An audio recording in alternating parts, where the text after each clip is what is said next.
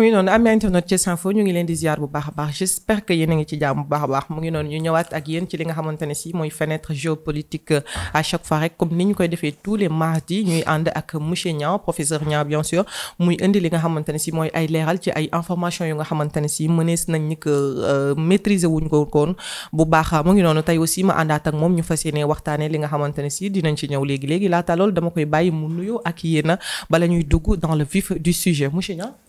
voilà ñu ngi lay nuyu bu baax soxna. mbaa yaa ngi si jàmm surtout bokk présentatrice yi ñu fi nekkal yëpp. di nuyu les amis internautes de Thiès Info comme l'habitude comme ni nga ko waxee ñun suñu cible à chaque fois c'est le Sénégal. par rapport à sa position sur le plan géopolitique à l'échelle mondiale. voilà ñu ngi nuyu ñëpp di sant ñëpp. merci mu ngi noonu fenêtre sur la géopolitique à chaque fois rek nee naa leen nii lay demee dañuy waxtaanee li nga xamante ne si mooy ay actualité géopolitique mais aussi dañuy xool li nga xamante ne si moo ci gën a viser Sénégal parce que moo ñu ñor ñu koy waxtaanee tey aussi dañuy waxtaanee li nga xamante ne si nag mooy le Maroc ak pays yi nga xamante ne si ñoo nekk ci AES pays yi nga xam ne ñoo nekk ci AES nag mel na ci ni Niger mel na ci ni Burkina Faso ak bi nga xamante ne si mooy Mali ñoom ñooñee nag Maroc daf leen a proposer li nga xamante ne si mooy ab corridor commercial bu nga xamante ne si ni ci wàllum projet boo xam ne port lay defar port de Dakhla non Dakhla voilà Dakhla Atlantique bu nga xamante ne si mu ngi nekk en construction fële ca Sahara la leen proposé projet boobu daal maanaam instant yi di daal pour ñu gën di mën a exporter ak importer directement ci li nga xamante ne si mooy océan Atlantique bi la ci lañ jublu léegi damay bàyyi monsieur Niang bu ñëwal ñëw ci explication yi nga xamante ne si réellement ban proposition la ak réellement aussi lan la ci Maroc jublu digganteem ak CEDEAO ni mu ñagasee woon nag yooyu ak pays de l'AES yi aussi tamit est-ce que dinañ nangu wala genre ñu ngi ci yan tànk daal fi mu ne nii. je pense que c'est un sujet qui est très intéressant par exemple au moment où nous parlons tey jii au Maroc. sujet bi bokk na ci les sujets les plus traités au niveau de la presse marocaine. D'accord. D'ailleurs ñoom ils l'appellent un giga projet. un giga projet lañ koy woo ça veut dire que dépassé na sax cadre méga comme on dit.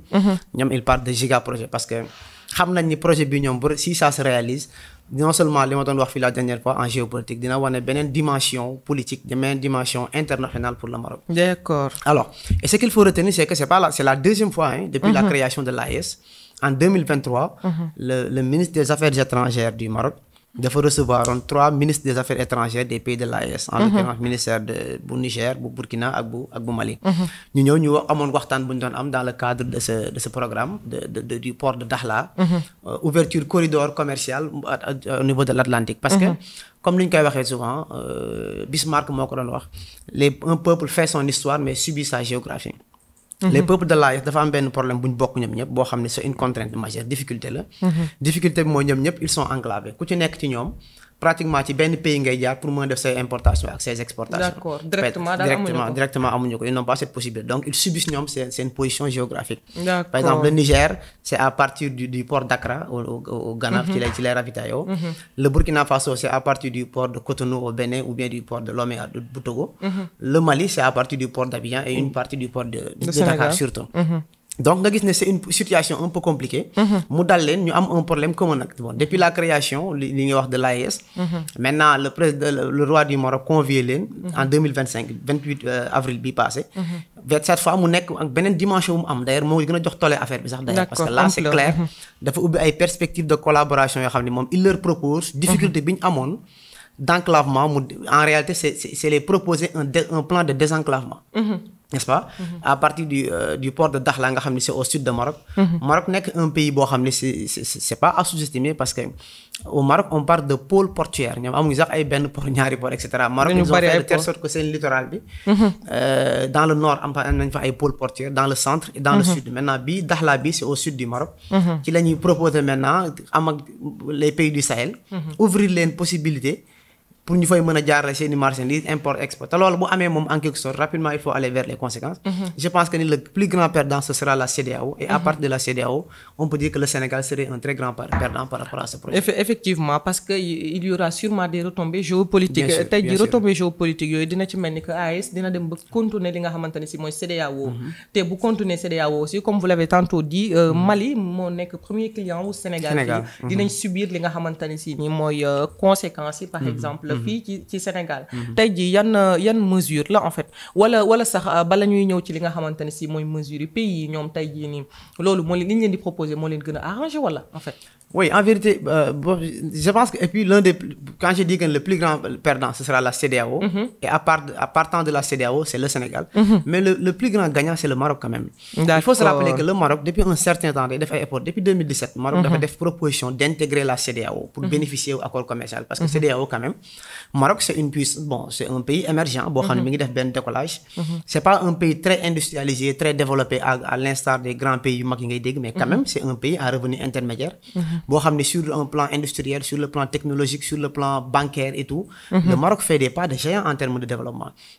Donc, le Maroc du pays le grand gagnant. Donc, depuis 2017, Bougon a intégré le marché de la CEDEAO. Il y avait des réticences, parce que des géants de la CEDEAO, comme le Nigeria, Côte d'Ivoire, n'étaient pas d'accord, parce que un pays comme le Maroc, du Dougou, du Wangi Sendole. Aujourd'hui, donc, en quelque sorte, la CEDEAO, de par ces erreurs, est en train de donner au Maroc l'occasion pour dugg CEDEAO pour dugg CEDEAO mi ngi ko koy joxaat pour mu duggaat Afrique conquérir le Sahel à partir des pays de l'AES. Donc aujourd'hui ki ci gën a ñàkk en réalité c'est les pays de la CEDEAO dont le Sénégal comme ni ma ko waxee parce que mooy suñu cible dinañ ci ñëw mais ki nga xam ne moo ciy gën a gagné c'est le Maroc et aujourd'hui Maroc offrir na garantie yépp pour non seulement installer ko parce que pour lui, on parlait d'un investissement de port de Dakhla de 1,2 milliard équivalent de 12 000 dirhams, francs marocains. Aujourd'hui, Maroc, la puissance financière du Maroc, Maroc sur le plan bancaire, nous dominer les réseaux africains là, sur le plan des assurances, il y a le marché des services, nous dominer, nous mobiliser 1,2 milliard lors du Maroc. Et aujourd'hui, au moment où nous parlons, quand j'ai vu les dernières informations même, les pays arabes, les Émirats arabes unis, ils sont prêts pratiquement à accorder le financement. Donc, aujourd'hui, si la mayonnaise prend forme et si on y prend garde, mais je pense que mais c'était toute la CEDEAO qui va regretter ça. Effectivement, Taïdi aussi, le plus grand perdant c'est le Sénégal. Ban diplomatie en fait pour résoudre les problèmes parce que tamit si la mayonnaise prend forme, Taïdi bu affaire yi des flux économiques ak li nga xamantani si moy am ci port Sénégal bi recette douanière yooyu yëpp dafay daal di wàññeeku te loolu noonu du intérêt li ki nga xamante ne si mooy Sénégal par exemple dëkk bi dinañ ko yëg bu baax a baax bien sûr ban diplomatie lañ ci mën a am bien sûr Sénégal là, doit imposer une diplomatie plus offensive parce que par exemple li ma doon wax quand on parle de sanctions le Sénégal fait partie d'une dynamique d'intégration CEDEAO dañ ci bokk depuis la création de CEDEAO en 1975 et ce qu'il faut rappeler dans l'histoire mooy en réalité on a remarqué que gis nga peuple yu bari soxna si peuple yu bari ci ay moments de difficulté ci la ñuy relancer woo par exemple si je prends l'exemple de cette CEDEAO même dont on parle mais CEDEAO en 1975 c'est à partir du choc pétrolier de 1973 que des intellectuels ay présidents CEDEAO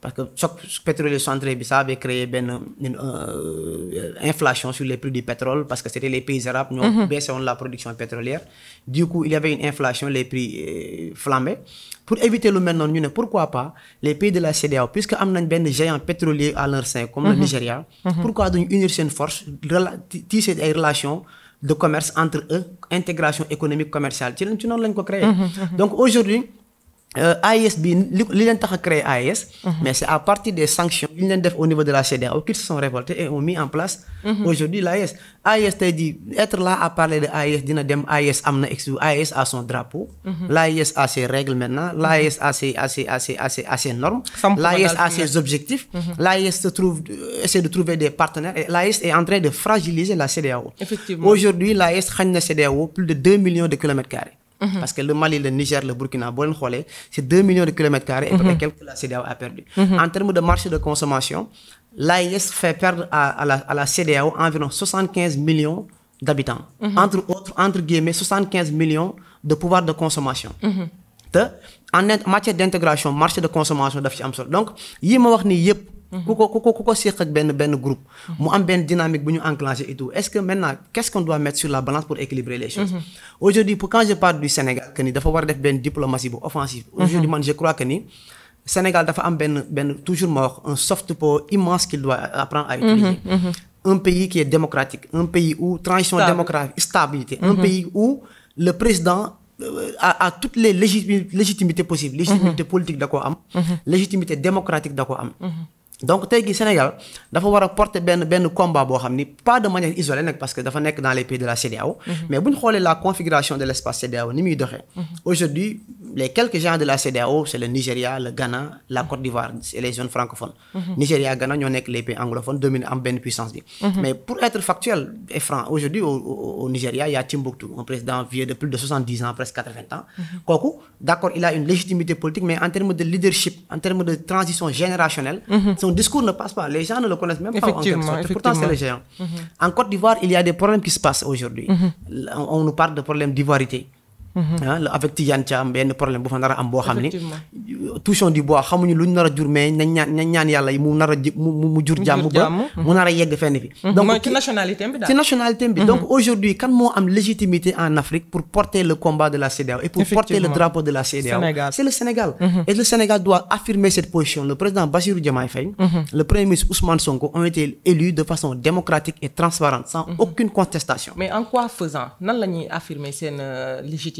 Oui, mais légitimité bi madame ni ñu koy affirmer mooy se montrer beaucoup plus présent sur la scène internationale. Géopolitique c'est des rapports de force. Je t'ai parlé tout à l'heure des pays qui font leur histoire mais qui subissent leur géographie. Sénégal fi mu féete actuellement en Afrique le pays le plus ouvert sur l'océan Atlantique, la porte océane de l'Afrique occidentale. Sénégal defu ko boppam. loolu c'est des faits, c'est de l'histoire d'accord. Mais c'est une position qui ne variera pas. Océan Atlantique fi mu nekk la nekk, Sénégal fi mu ko féete la ko féete. te du mës a changer. Le Mali fi mu nekk ci Sénégal du changer. Burkina, Niger et cetera fi ñu féete Sénégal foofu du changer. Maintenant est-ce qu'on doit aujourd'hui se montrer, je dirais pas faible, mais est-ce qu'on doit se montrer benn léthargie boo xam ni da ngay seetaan les choses qu'un pays comme le Maroc jóge fële et alors que ñu nekk fi yow di nekk ci yeneeni affaires yeneeni urgence yoo xam ni mais ça bouge au niveau de l'Atlantique. Ça bouge. Aujourd'hui projet bi nee naa la au Maroc la presse marocaine en parle avec autant de lobbying. Le Maroc dafa am ay enjeux yu mu teg ci table bi yoo xam ni c'est même sensible au Sénégal. Par exemple aujourd'hui les relations entre le Maroc et le Sénégal et même les pays du Sahel. Maroc par exemple dafa am benn soft power financier économique bu muy teg mooy lan les secteurs bancaires yi nga gis dans les pays du Sahel nii yu ci bare Maroc moo ko dominé. Deuxièmement sur le plan sécuritaire dans beaucoup de pays du Sahel là Maroc dafa amoon ak ñoom ay relations de coopération en termes d'information en termes de partage d'information dans le cadre de la lutte contre le terrorisme. Sur le plan religieux Maroc dafa am benn soft power bu sensible bu muy utiliser. C'est le soft power confrérique, c'est de bonne guerre. Aujourd'hui Sénégal ku nekk Sénégal gi tudd Maroc sa xel fees lay dem avec la Tijaniya ni mel relation yooyu. Aujourd'hui il y a beaucoup d'imams yu fi nekk fii au niveau du Sénégal dans la zone sahélienne, ils sont formés au Maroc. La construction des mosquées, donc il y a beaucoup de paramètres que le Maroc essaie d'utiliser et essaie de l'optimiser à des fins économiques. Et c'est ça une dimension géopolitique. Un État, je pense que da nga war a baser wu davantage sur tes forces. Utiliser ko à des fins pour propulser le développement. Mais si buñ toogee ci continuer dans cet élan nii rek man j'ai beaucoup peur dama naa la ko wax fii ne le pays qui me fait le plus peur ci AES c'est le cas du Mali. Et si on y prend garde projet bii bu aboutiré aujourd'hui je t'avais parlé tout à l'heure du financement de 1,2 milliard d'euros. Mais actuellement sax am na ay économistes yu def benn perspective daane on a besoin globalement de 5 milliards parce que quand même projet boobu pour mu antu il faut obligatoirement l'adhésion d'un pays comme la Mauritanie. Par rapport à cette situation, donc le Maroc a deux possibilités pour accéder à la zone du Sahel. D'une part par l'Algérie, d'autre part par le Maroc. Bon, la partie plus à l'est. Mais non, Maroc Algérie moom mënul nekk parce que Maroc Algérie seen problème bi ñu am au niveau du Polisario ak Sahara occidental boobu. Foofu moom toujours loolu moom ñëpp xam nañ ni. Marocains yi ñoom mënuñoo ànd ñoom ñaar. Donc l'alternative aujourd'hui c'est la Mauritanie. Et le Maroc aujourd'hui par rapport même aux perspectives économiques ñoom ñi ngi xaar un financement de 5 milliards boo xam non seulement ils vont construire le port de Dakhla au sud mais teg benn corridor ferroviaire wala routière boo xam ni day longer la partie sud marocaine jaar Mauritanie ñëw ba accéder au Mali nga xam ni Mali day nekk zone tampon entre l'AES et le Maroc. te même plus ñoom visé nañ sax dépassé nañ sax l'AES. Aujourd'hui on parle d'intégrer le Tchad par exemple. nee nañ Tchad war na mën a ñëw dugg ci projet bi. te le Tchad est toujours intéressé donc un ensemble de facteurs yoo xam ne aujourd'hui en vérité la faisabilité est là et il faut pas sous-estimer les forces du Maroc. Effectivement. Donc le Sénégal si on laisse comme ça sans imposer benn soft et que ce débat là man dama jàpp ne même aussi au niveau du Sénégal débat bi dafa war a am benn place bu mag ñu accompagner ci l'État parce que l'État à lui seul en réalité le Sénégal ne peut pas faire le poids entre guillemets avec le Maroc.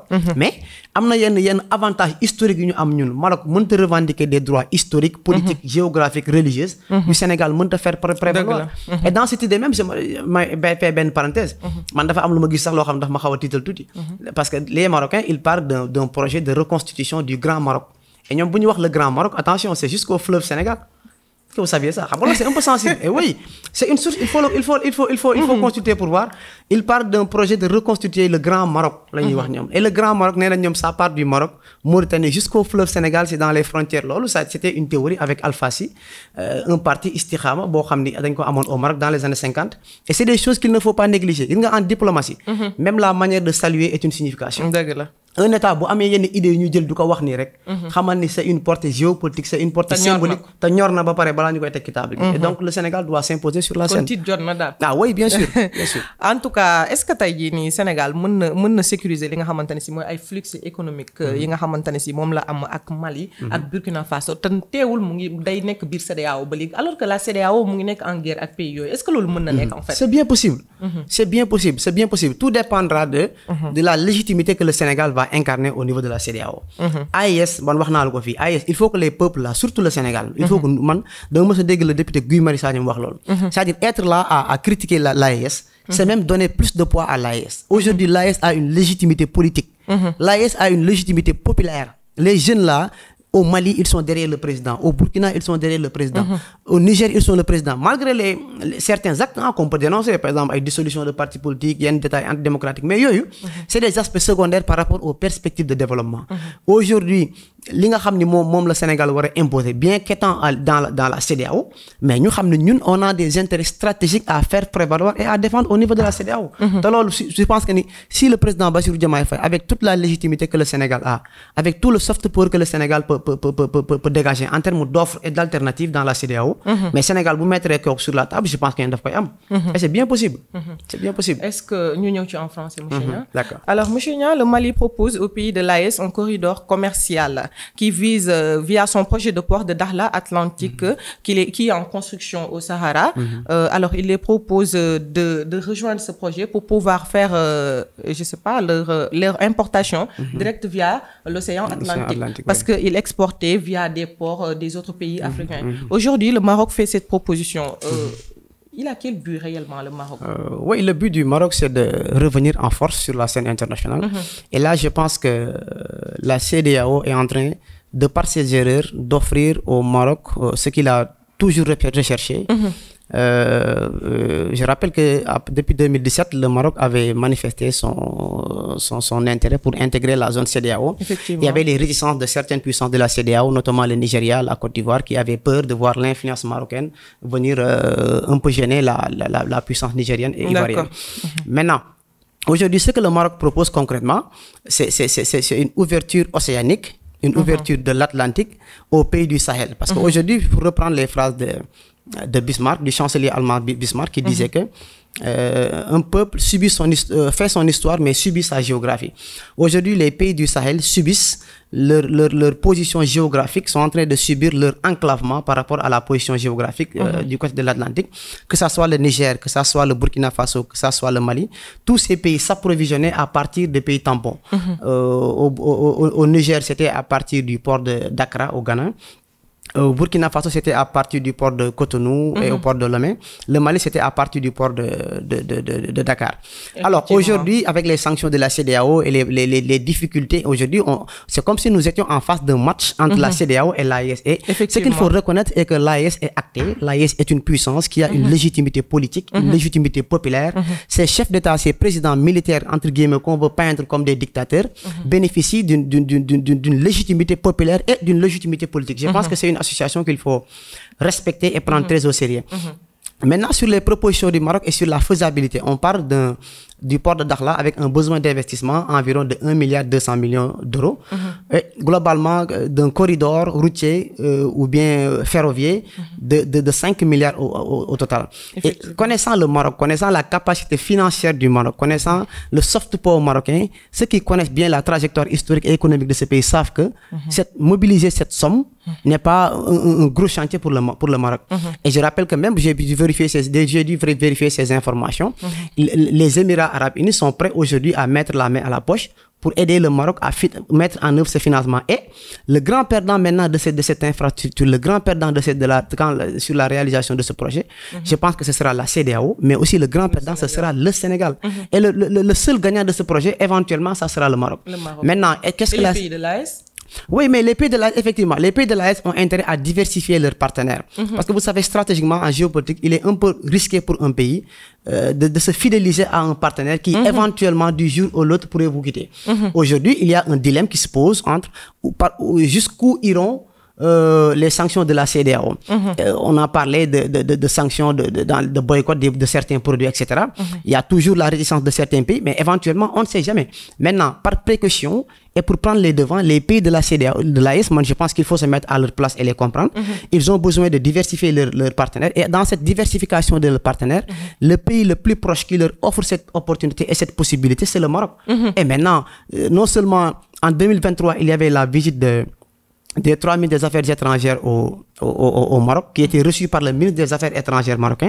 Mais ce qu'il faut voir cette fois-ci, et ce qui est remarquable, c'est que c'est le roi Mohamed VI cette fois-ci, au mois d'avril, le 28 avril 2025, qui a reçu les 3 ministres des Affaires étrangères. Ça veut dire quoi? Ça veut dire que la mayonnaise est en train de prendre forme et qu'aujourd'hui, le Maroc se positionne pour récupérer ou bien pour reconquérir la zone du Sahara. Et ce serait vraiment dommage pour les pays de l'AES et les pays de la CEDEAO du moins. Effectivement. Et la position du Sénégal par rapport à tout ce cacophonie. Comment le Sénégal doit-il réagir face à cet réalignement stratégique, face à ce réalignement stratégique de l'AES vers le Maroc et potentiellement aussi vers l'Algérie ou la Russie? Oui, Comment le Sénégal doit vous savez, pour la réalisation de ce projet, c'est une très intéressante question que vous venez de poser. Pour la réalisation de ce projet, le Maroc n'a que 2 choix, de même que les pays de l'AES, soit de faire passer le corridor via l'Algérie pour atteindre la zone du Sahel, ce qui est improbable, eu égard aux relations très tendues, historiques, dans le cadre conflictuel très bien avec la zone du Sahara occidental. Donc, passer par l'Algérie pour atteindre les îles de la CEDEAO, là, c'est impossible. Mais deuxièmement, la deuxième possibilité, c'est de passer par la Mauritanie. Et c'est là où c'est bien possible. Et je rappelle qu'aujourd'hui, la Mauritanie même trouverait son compte dans la réalisation de ce projet. Le Maroc, c'est le 4e partenaire économique de la Mauritanie en termes de produits alimentaires, de produits miniers comme le ciment, etc., de produits laitiers, etc. Donc aujourd'hui, si ce corridor se réalise, le Maroc non seulement il retrouverait son compte, la Mauritanie serait une alternative pour transiter à partir de l'Atlantique pour arriver à la zone du Sahel. Donc il y a un ensemble de facteurs qui font qu'aujourd'hui, la faisabilité du projet est bien là. Il ne s'agit pas d'un projet utopique entre guillemets, parce qu'il y a de ces projets, bon d'accord, on peut les énumérer théoriquement, mais la réalisation peut poser problème. Maintenant, que doit faire le Sénégal? C'est ce qui nous intéresse le plus. En tant que Sénégalais, moi je pense que le pays qui a le plus de légitimité pour jouer le rôle de tampon et d'intermédiaire entre la CEDEAO et l'AES, c'est bien le Sénégal. Et pourquoi? Je m'explique. Le Sénégal est un pays qui a une transition démocratique qui est claire et qui est évidente du moins. Un pays avec un soft power historique, un soft power religieux, un soft power démocratique, surtout avec la stabilité du pays.